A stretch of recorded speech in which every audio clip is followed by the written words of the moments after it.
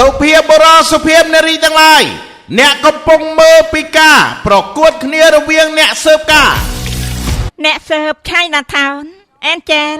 បងស្រីជាបិសាអាស៊ីងទេពកសលយើងធ្វើការដូចជាអ្នកស៊ើបអង្កេតគ្រាន់តែជាការពង្រីកភាពល្អតែប៉ុណ្ណោះយើងគឺថាយិនអ្នកស៊ើបដល់ល្បីលំដាប់ពិភពលោកក៏ខ្វះអា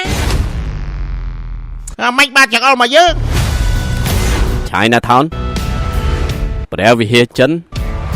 ជនជាតិចិនដល់លេងខ្ញុំអាចបញ្ឆោតគេចេញមកបានចេះខ្មាស់គេទេធ្វើអញ្ចឹងចែកគ្នាបានប្រហែលទៅបាត់របស់ឯងទៅយើងជាអ៊ំឯងបងប្អូនចរនមួយអ្នកស៊ើបអច្ឆរិយៈប្រជែងគ្នាខ្ញុំជាអ្នកស៊ើបអង្កេតលោកធ្លាប់ឮរឿងក្តីឃាតកម្មទេខ្ញុំនៅក្នុងក្រុមនេះដែរតើហើយជាអ្នកស៊ើបអីពេលនេះឯងទៅតែជាអ្នកស៊ើបដែរយ៉ាស្លាប់ហើយកុំមើលស្រាពួកគេអសោះណាប៉ុន្តែឯងគ្មានអាយឌីល្អជាងនេះទេខ្ញុំមកបង្កាច់នៃការប្រឹងប្រែងរបស់ពួកគេ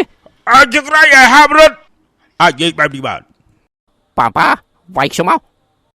ប៉ាណាយ៉ាឡើយឡើងហៅថាតន្ត្រីគូ4 ដង8 ដង16 ដង32 ដងបែបហ្នឹងគេហៅថាថតកូនណារឿងអ្នកស៊ើបអង្កេត Chinatown វគ្គ 2ហើយណាឈ្មោះរបស់ឯងនេះជាចំណាត់ថ្នាក់អ្នកស៊ើបអង្កេតឯងជាប់ចំណាត់ថ្នាក់លេខ 2 អ៊ីហឺណាននៅក្នុងពិភពលោក